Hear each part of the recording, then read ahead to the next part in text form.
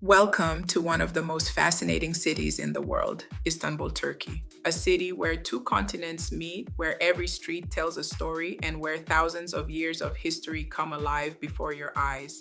Join us as we begin our journey from Istanbul Airport to the hotel for the night and a full day guided tour through one of the world's greatest historical capitals. Today, we'll explore breathtaking landmarks, including the magnificent Blue Mosque, walk through the ancient Hippodrome of Constantinople, stand in awe beneath the legendary Hagia Sophia, descend into the mysterious underground Basilica Cistern, discover the incredible craftsmanship behind authentic Turkish carpet weaving, enjoy delicious local cuisine, and experience the rich culture, architecture, and history that make Istanbul unlike anywhere else on earth.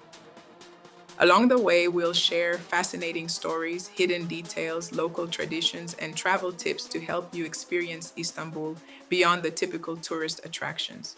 Whether this is your first visit or you've dreamed of coming here for years, we hope this journey inspires you just as much as it inspired us.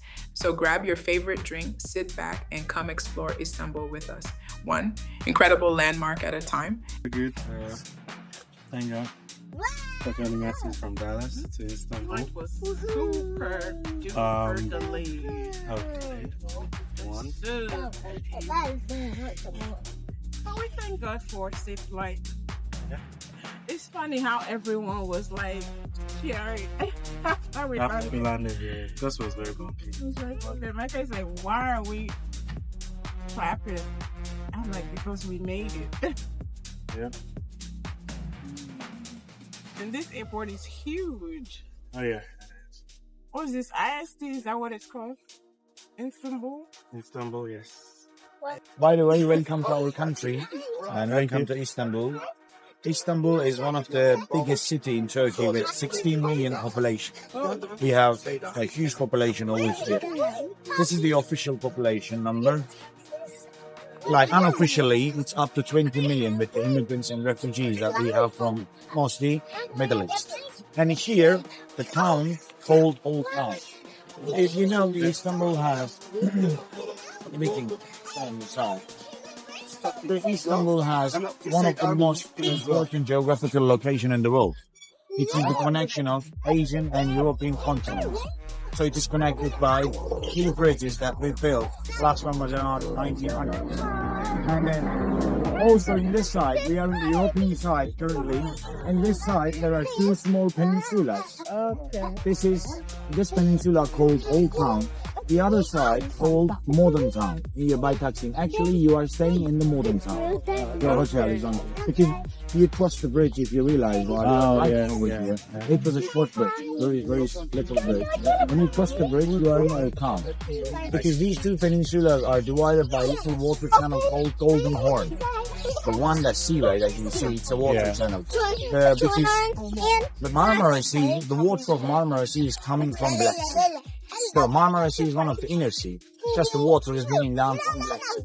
That's why we don't consider it as sea, you know? Okay. It's part of the Black Sea, yes. In Turkey, we have three seas, Black Sea, Mediterranean Sea, and Aegean Sea.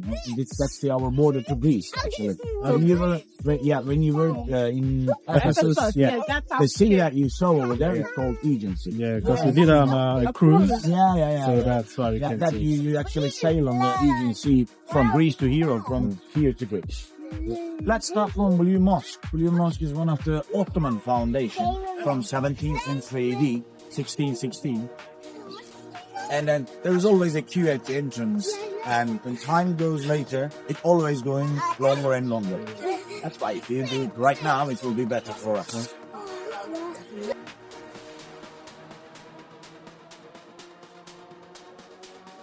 So is this a typical weather around this time? Yes, it's actually last week was a little colder, but this week and after this week it will be like this until the end of the May. End of the May, the temperature is increasing, approximately like 15 to 20 Celsius, even more.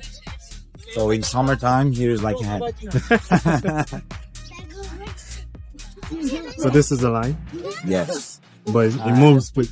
it moves quick, and I will try my chance to use the middle gate if the security allows us. I will try my best. Not.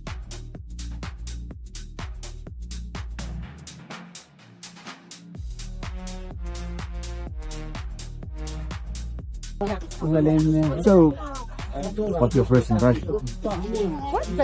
Magnificent. This is one of the biggest columns I've ever seen. Yes. If not the biggest. Yeah, it is. It is actually. We call it elephant. Because if you look at top of the columns, you will see the different scenes, the end of the scenes. So most of the mosques in all over Turkey are built with central dome plan, which there is a central dome in the middle. And then the central dome is mostly flanked by semi-half domes, 4 of them. And then underneath of each semi-half domes, there are quarter domes, 3 of them. So basically there are 3 different layers of the domes, not from bigger to smaller. And then all the ceilings from those, the big one and the small one, it is connected to these columns on the 4 different columns. So these columns are carrying the weight of the central dome over here. That's why the structure, the foundation, not affected by any kind of earthquake. Time to time, we are doing the restoration and renovation of these kind of historical places. But because of the plan, we don't need to do much. And then on top of the columns that you can see some of the designs. So in Islam, the Muslims are not allowed to see and pray towers to any kind of religious images. That's why instead of images, they are using flower designs. One of them is tulip flower, which symbolizes wealth. The second one is rose flower, symbolizing profit. The priority prophet for Muslims, his name is Muhammad. And the third one, tree of life. The fourth one, carnation flower, Pakistan.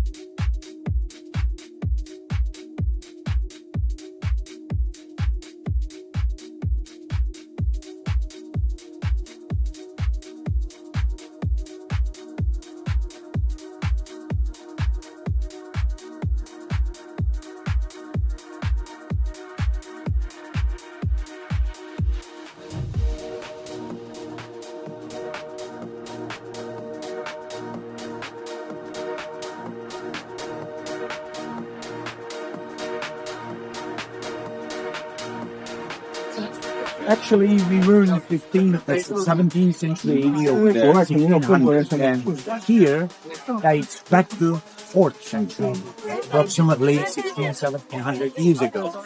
It's 1,000 years older than the Blue Mosque here, Hippodrome. The Hippodrome was built by Romans, 1st century AD, and then at 4th century AD it was rebuilt by the order of Constantine. Constantine is one of the first emperors of Istanbul. Basically, in this Hippodrome, they were organizing chariot. Okay. Car race. It's like an ancient Formula 1 races that they were organizing over here, and all the opportunity they got. There are 4 horses in the front and 1 platform in the back. They attach the platform to the horses by ropes. So the rider is not riding the horse on top of it, behind of it on top of the platform. Yeah. So it's basically considered as car. Instead of horse racing, it was a car race. And then they were also organizing gladiator wars, different kind of weddings, different kind of celebrations over here. And there are 2 boxes were located on the right side and left side of the So these boxes and the seats, you need to easily imagine. Right now we are in the middle of it. And you have to imagine all around us, covered with seats. Those original track is the lower level on the road. That's still an original track, by the way. So when we have a thing like the advertising or Formula 1, and it works later with the race, cars, bikes, they all organize over here in the Hippodrome. The Hippodrome is one of the historical competition. Yeah. And then, when you are imagining all the seats, the people, what those people were watching, they're watching in the middle of Hippodrome, inside Hippodrome. So, in this original track, middle section, it's called Spina. All the chariot race, the chariots were spinning all around it. That's why it's called Spina. There were totally 51 obelisks, monuments, statues were located. But unfortunately, at 13th century AD, when 4th Crusaders attacked over here, they stole 48 of those monuments and obelisks and statues. The valuable ones, actually. The statues which has a value. These three we have, like 2 obelisks and 1 monument between them, that we will talk about. These are worthless material. That's why it's standing over here. That's why it wasn't stolen. This, the first one, it's called Egyptian obelisk. It's actually way more older than the whole city. It is from 15th century AD, belonged to one of the pharaohs, Egyptian pharaoh. His name is Thutmose III. And then you can see the hieroglyphs on the 4 different faces of the obelisk. It symbolizes different gods, different victories of the pharaoh himself. And underneath of it, there is one crafted marble stone, which is explaining, they are trying to explain us what they were doing into the Hippodrome, actually. And the original height of the obelisk was 32 meters when Romans decided to carry from Egypt to here all the way through the Mediterranean Sea to Marmara Sea. And then, but unfortunately, once it fell down, that's why today the height is 18 meters.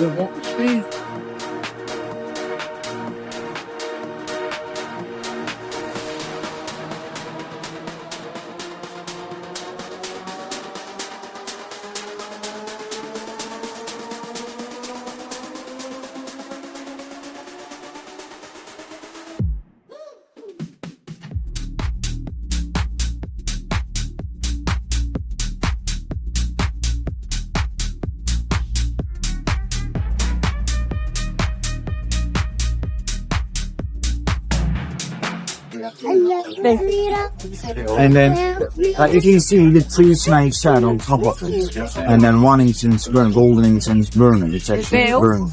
So this It's gonna get this. sorry, Turkan, have you heard about Spartans? Spartans? Yes. If you have been in Greece, you had the warriors. We know the Spartans are exist, but we don't know their numbers. You know, we don't know the exact numbers. Like our spirit monks. But they were actually went to fight against the Persians. Persians were one of the biggest empire back in the days that they were actually ruling Middle East, Africa, and then Iranians, yes. Older version of them. And then the Anatolia too. And then when those Persians, they were trying to sail and extend their land towards the Balkans. But one of the toughest enemy of them were ancient Greeks. So when they had a fight, when they fought, when they had a war, the first Spartans went before than all the other ancient Greek cities, say time for this ally and fight against the Persians. That's why when Spartans went there and killed approximately over 10,000 of Persians as with the last people, as warriors, then ancient Greeks won the war against the Persians. To symbolize their victory, one of the ancient Greek king, emperor, he ordered to build this monument by using leftovers at the battlefield. They were using spears, swords and arrows. They melt all of them. They got copper, iron and silver. Mix it and build this trial. And on top of it, they put this snake side to symbolize three of the main cities, which is Delphi, Athens and Sparta. And then on top of it, have you watched any Olympic Games? Yes. Yeah, you know the torch? Oh, that's very fun. Yeah. It's come from there, here. This is the founder of the Olympics.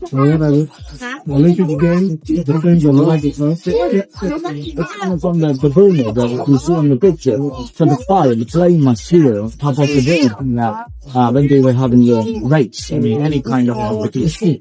So, the Turkish people are the tea drinker.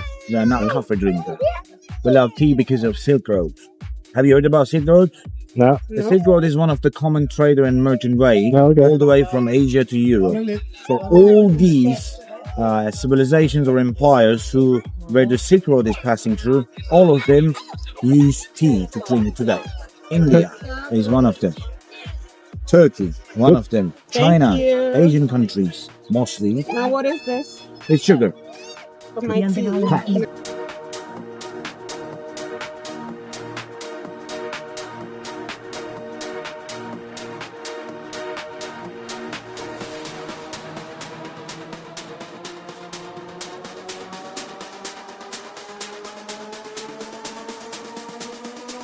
We were always speaking like Turkish with them.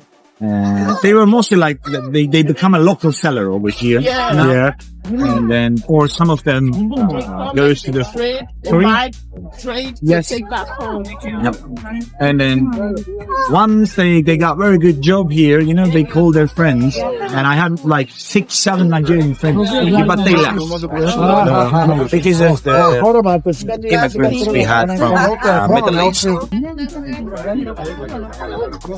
So was this built during the Ottoman Empire as well? No, this is the oldest structure in Istanbul. Oh wow. It's built at 532 AD. Oh wow. So That's structure. yes, one of the oldest one. And then it was built as church. So when Roman Empire divided into two pieces as Eastern Romans and Western Romans, the Eastern Romans were Orthodox, Greek Orthodox. And then that's why they built one of the church over here as an icon of their religion, of the Christianity, of the Orthodox Church. That's why it doesn't look like a cross plan, you know? There's a central dome over there. Actually, most of the mosques from Ottoman era, they inspired by the Greek Orthodox plan, central dome plan, and they use it in their mosques. Right? That's the Greek Orthodox plan on the right side, and the Blue Mosque that you can see there, similar. That's the Blue Mosque that we were in. It's the similar plan that they use over there, the central domes. Here, it served as a church for 916 years, from 537 till 1453. When Ottomans conquered the city, they converted into a mosque. Then they built these minarets in the different centuries. Over there on the left, there are twins. On the right, that's the first one on the right. That's from different sultans, actually. They donated money to build these minarets over here. And until 1935, it served as a mosque, approximately 480 years. In 1935, it was again converted into a museum by the order of our first president, Atatürk. He is the one who brought the democracy to our country, and he changed the regime of Ottomans to the democratic regime, secular regime. And then that's one of the proofs of it, that he ordered to change it, convert it into a museum. So at that time, until 2020, we could visit first and second floor together. But in 2020, by the order of our current president, Erdogan, it is converted into a mosque. So the first floor was opened at 2020 as a mosque, prayer area, and at the same time the visitors, when they came over here to visit, prayers and visitors were the same area, like Blue Mosque. 2022, the second floor of the Hagia Sophia was opened as museum section of the mosque. So if you would like to go in, we will go to the second floor. There are 3 mosaics inside, mosaics from different centuries which belong to the church period. Eastern Romans, there are Jesus, Mary, Mother Mary, and John the Baptist. There are donation mosaics over there. They were all covered at Ottoman time when they converted for the first time, because they are not allowed to see. But at 1935, we uncovered approximately 9 to 10% of those plasters to reveal the mosaics and provide it into the museum. Then again in 2020, it is covered, but not with the plasters. Instead of plasters, they use curtains, because Muslims, they should not pray towers today. It is considered as pagans, you know. That's why it's a sin.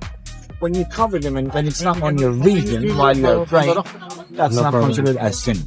That's why there are some images inside. It is actually one of the iconic foundation in the world.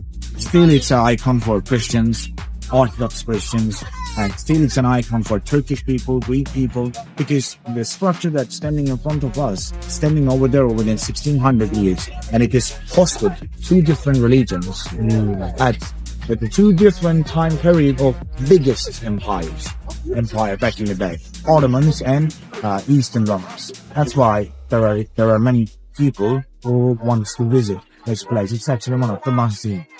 Unfortunately, we have a lot of earthquakes in Istanbul.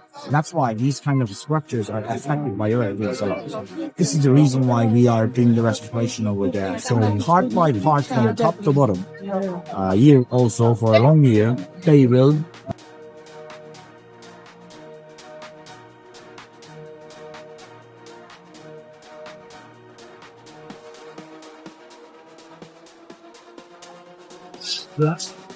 So does this still have water?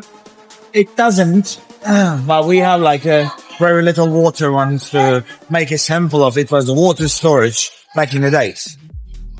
If we connect it, I mean, it is already connected, but if we use the aqueducts, it will have the water. But we have, you know, the development systems right now, pipes and everything. It just dates back to the 6th century AD. It is a little older than Hagia Sophia, actually. It was built at 532 as a water provider of Hagia Sophia and Hippodrome, the two of the places that we visit already. And then it was also one of the Eastern Roman foundation over here. Just have to imagine the water level was all the way up. Oh wow. What is this called? It's a water storage. Basically, it's a water storage. And even the water storage of Romans, you see how stunning it is. And they use their own architecture and engineering over here. Because there are totally 326 columns over here. Wow. 12 rows, and each row has 28 columns. That means they were trying to divide the pressure and weight of the ground to these columns. That's why all of them have to be located properly. The distance between two rows is 4.2 meters, and every column is, any column that you see here, it is 8 meters. It cannot be higher than 8 meters or lower than 8. It must be flat. That's why they use those kind of capitals and underneath. I mean, under the flat normal roof itself to attach it to the ceiling. And they build it row by row over here. Back in the days, they were bringing water from mountains. So before the city, they decided to build an aqueduct, water line. So they brought the water from mountain to the city. To store the water, they need storage. That's why they dug and built these kind of storages. And then they connected aqueduct to the system storage, water storage. When they store the water here, they need to come to the city to provide that. That's why they were using animal wheels, all of the animals. Okay. And now the wheel is turning. Now it's great energy, kinetic energy, power itself. Then and then it pumps the water through the pipes. So aqueduct was connected, attached here by itself directly through to the tunnel. But from here to the city, to the whole houses, they built pipelines, and they were pumping the water through the pipes. And at the end of the aqueduct and entrance of the tunnels, they use wool as a material to purify the water. Oh, okay. Yes, to make it still drinkable water. So it was actually the still drinkable water back in the days. And here, the capacity of this cistern is the highest capacity in Istanbul. We are still finding cisterns. We have multiple cisterns over here. It's over than hundreds of them, the small and big ones. This is the biggest one. It can hold approximately 100,000 tons of water. Wow. And the maximum level of the water was up to 8 meters. The water never touched that ceilings, because ceilings are built with brick. When it stands with bricks for a long time, water makes everything softer. That's why it never touched it. Because always we have the systems which has like 12 meters of columns, 15 meters of columns, I mean more high. But this is high and wide. That's why you can have more water. And you can easily have the pressure from here round and divide it properly, equally as the balloons. As you can see, there is one balloon on the one piece. But the second one, it is 2 pieces. These balloons were not made for the system. They were already made before the system. They use it in like one of them capacitors. Over there are hundreds of balloons. They use marble balloons. Yeah. So they collected the balloons from all of them, like all these cities in Roman land. They wrote here and then they wrote. That's why the balloons are older than the system itself. So some of them, like I said, 2 pieces. As you see, there is another form on the top. Yeah. Like a square up on there. Actually, the column itself, it has a whole capital, like a square platform on the D.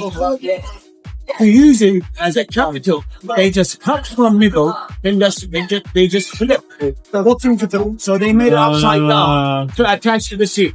And it's very long distance between the seats and the half-arching seats. They were using these kind of metal sheets between the.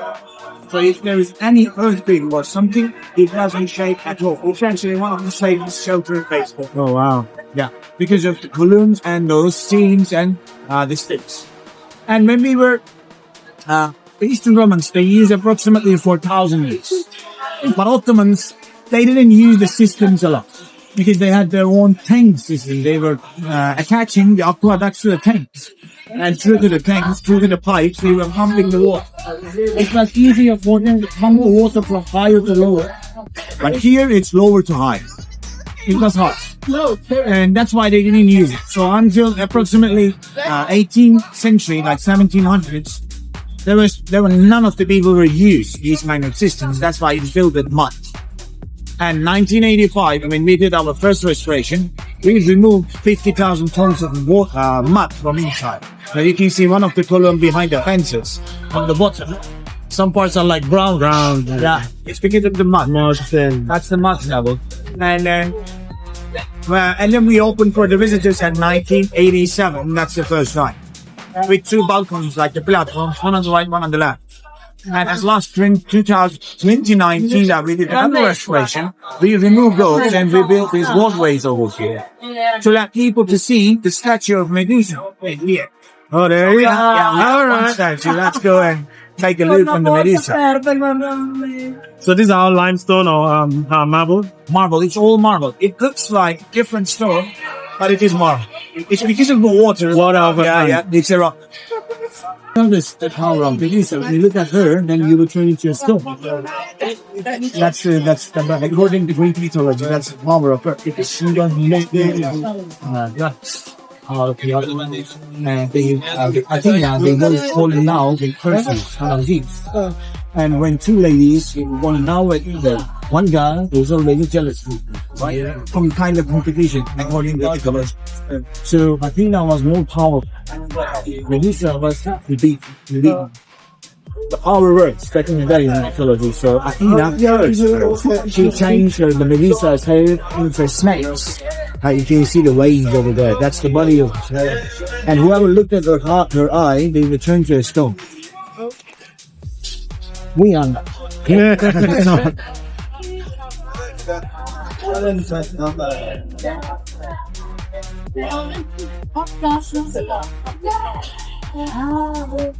And you can see which part. Sometimes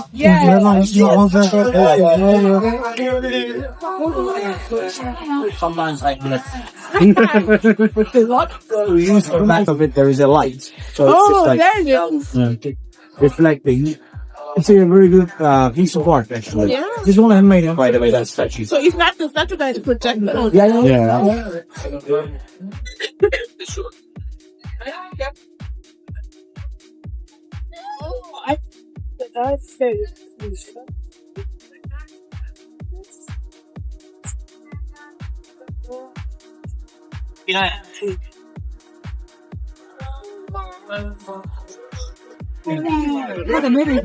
And these are also part of the system. Yes. Behind of it, there are like pipelines and water, like canals that they build also to shift the water and pump the water to the ground. Because their settlements were right above. Yeah. They were not just building their houses on the sides of the system. It was right above. Actually, the name is coming from one of the basilica. It's called Stoa Basilica, which was right top of the Basilica Cistern. That's why they call it the Cistern of Basilica. But the Basilica is not exist today because of one of the riots. In that riot, the Basilica was burned. Fire. That's why it's not exist. I just want to show you quickly that one. That's one of the typical Ottoman houses. They mostly use wood as a material, the cover of the house. And there are like a typical ones that has 3 floors. First floor is the welcoming. And when they welcome any guest, always left or right side there is a living room. Second floor is where the bathroom and kitchens are located, like a common area. And on the third floor, where the bedrooms and children's rooms, kids' rooms are also in the second floor. The worst part of the wood, if one of them are burned, then the fire is extending very quick because it's wood. You know? That's why they have like fire time to time over here in this city. So they have to rebuild their house. But this is a Yes. Mike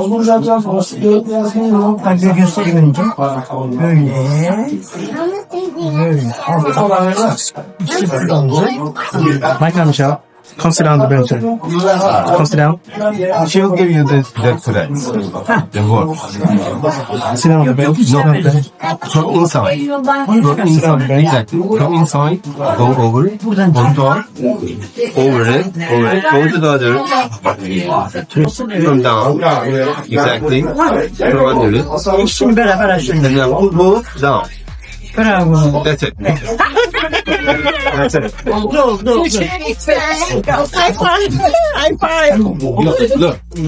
You made this technique. This is the double knotting technique, which also the world also is being done with this. This is the Persian technique, what we don't use. This is called the single knotting system technique. This is called the double knotting technique. We use on our product a double knotting technique. And then it's not finished yet. Then when she has finished the row, look, those are the left yarns. On the left, on your left, those are the left yarns. Look here, they come on top of the row to seal the row. And then she hammers down. Then she hammers down. She has to press the row down. Yeah? Like this. And shorten the long part of the knot with a very special scissors to get a clear picture of the design. Look like this. She has to shorten with that special scissors all the long parts of the row. Can I try? Do you? No. Do you? That's it. That's it. Can I try? Allow me to show you our beautiful products upstairs. Thank you. Michael, you can't touch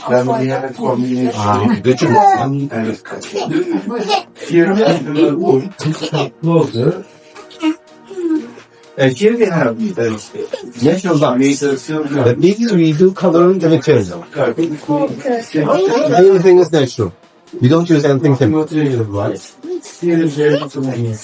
Upstairs we have a big collection for us. Would you like to take a look? Yeah. What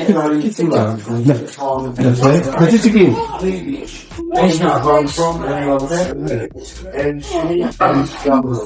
It is made out of wool. It's made out of silk. That's also made out of silk. Look, we have prepared LED light behind. When you turn the lights on. Oh, wow. Silk is translucent. It lets the light through. Can I touch? Yes. It's pure silk. Can I try? The silk is quite different from the cotton. You touch the cotton one. That's wool. Wool. Oh, wool? Okay. Can I touch it? And silk. There we have.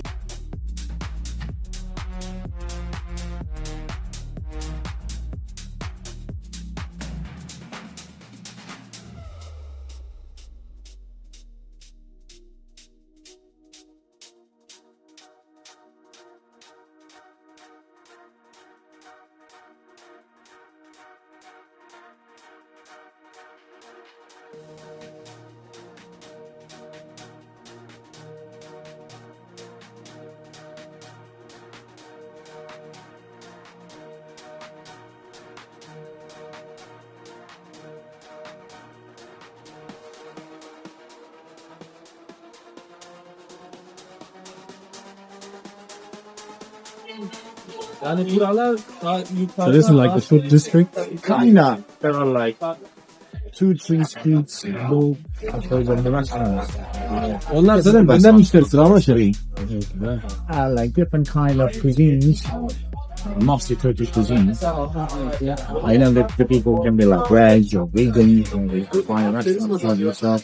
Also, this is a part where people take beer, alcohol, Break lunch.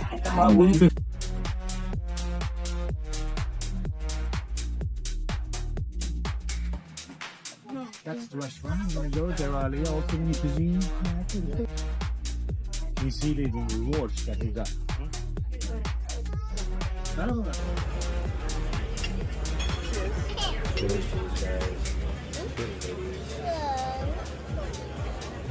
Okay, sweet. You want to try it?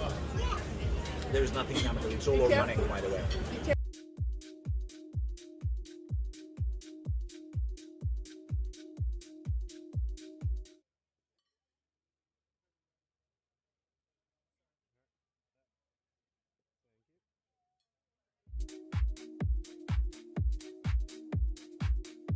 Student from university, and he's coming here for 2 years to learn ethnic arts.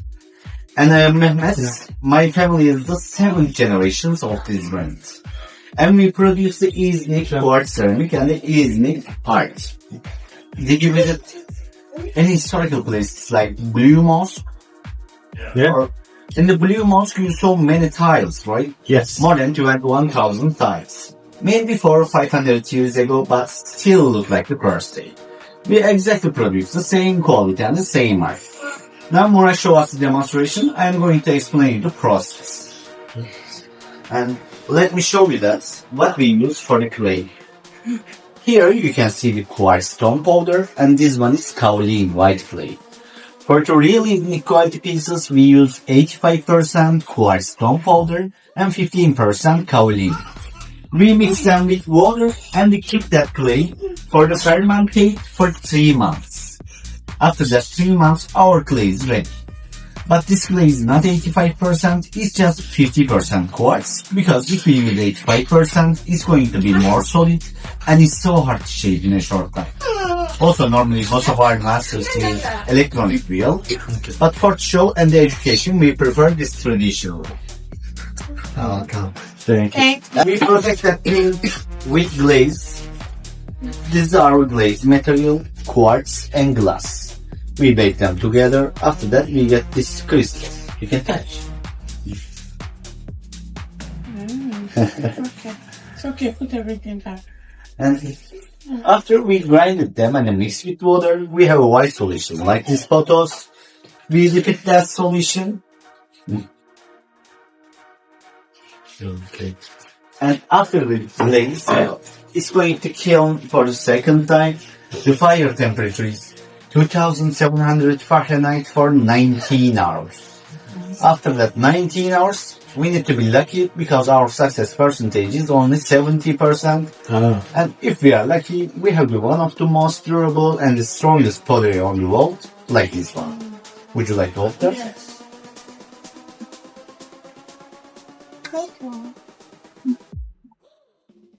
Ow, my finger. So start to bottom like few months. Sorry? Start to finish like few months. Something like this, it takes 1 month average. But something like this, it takes average 6 months. Yeah. The whole stuff. So if you drop that and it shatters, do you have a way to redo it, put it together, and do it all over? We don't do that. But sometimes we restore some pieces. Yeah. And our customers send them. We restore them. Yes. She's my cousin. She's a professional restorator. She made many restorations in these historical places like Blue Mosque, Santa Sofia, Topkapı Palace, some foreign countries. Oh, what's that? We just came from the Blue Mosque. Nice. Stop, Michelle knows. Watch. What he's doing. Watch me. Watch. See. Anyways, And you can't see. Wow, you see that? He made that now. What is that? Beautiful vase. clay vase. What is that? Clay vase. yeah, anyways. How do you learn how to make this? Sorry? How do you learn how to make it? From her. Oh. Yeah. She's my master as well. Mm-hmm. Watch, girls. Watch. See?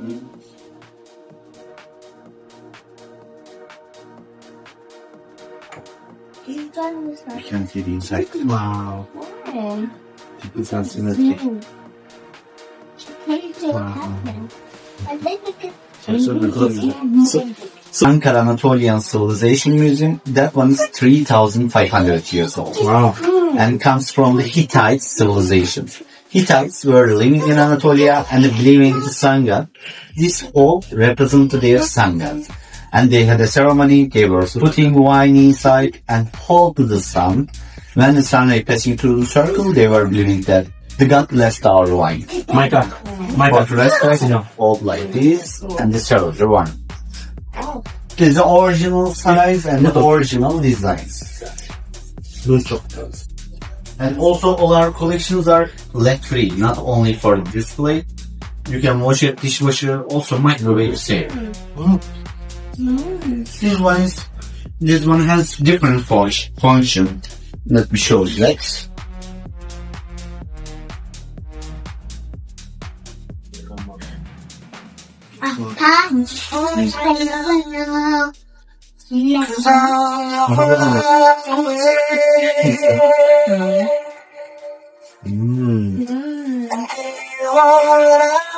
You can feel it.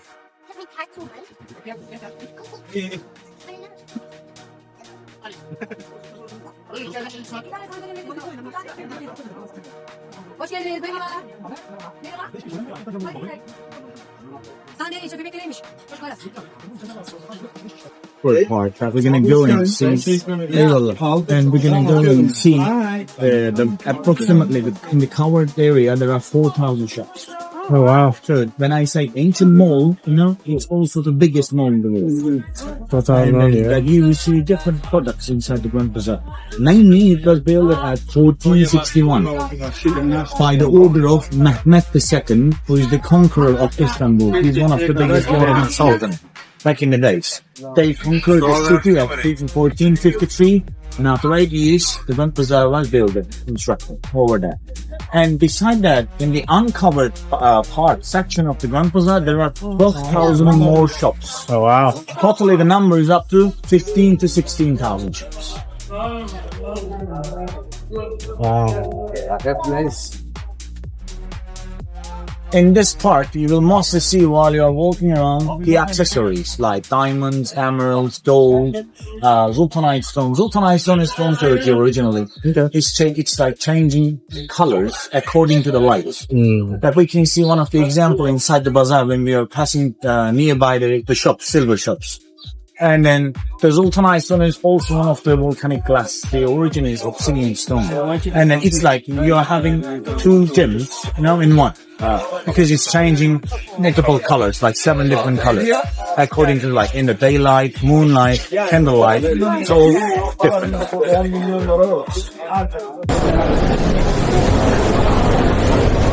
If you like coffee, this is one of the local brands. Inside their coffee. It's Kahvedinas in Turkish. In English, it's coffee store. They have very good coffee. It's their fine, like the soups. Are very rich. Or you can go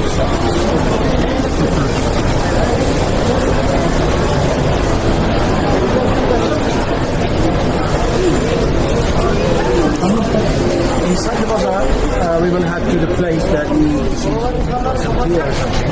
Okay. And we will walk through to the main street and you will see the product. There are hundreds of products, but mainly you will see bags, purses, and snacks, watch, like the little souvenirs, lamps, those lamps that we were talking about in decoration, and carpets, ceramics. Whenever we want to buy a gold, we are coming from the Grand Bazaar. Because they are deciding the value of the gold,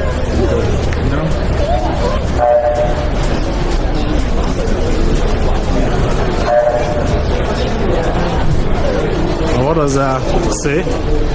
Nuri Osmani, the owner of the mosque. His name is Nuri Osmani. The Jami is mosque.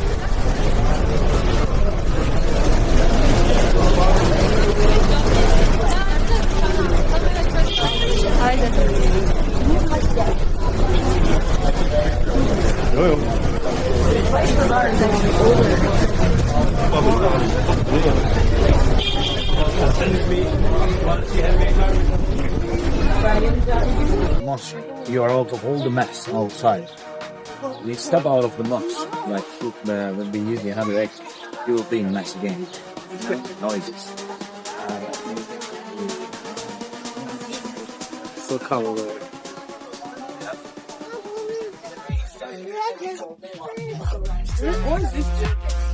Mosque. People are coming here.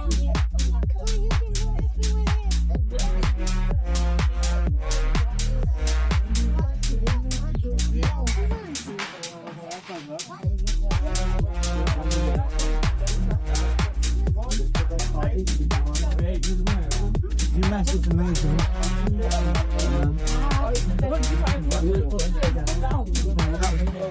You can say I don't want it. You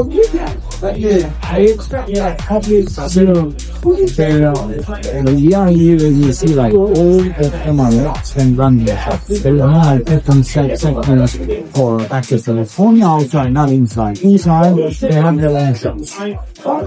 And then when you see those bags over there on the outside behind the window, most of them are plastic, but they have showroom. You can say she still didn't understand. I mean, we have the other colors. The quality are the same. The leathers are the same. That's why you see a lot of them.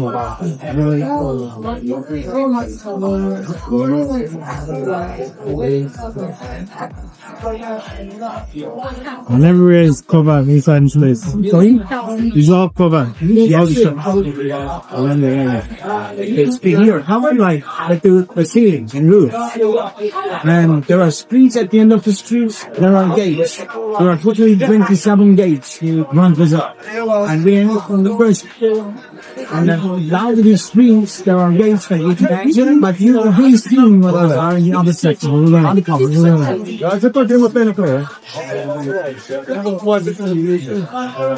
On your right side, it's actually now when we like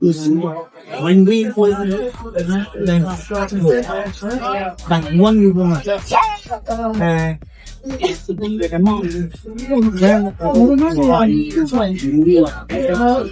I will show you lady.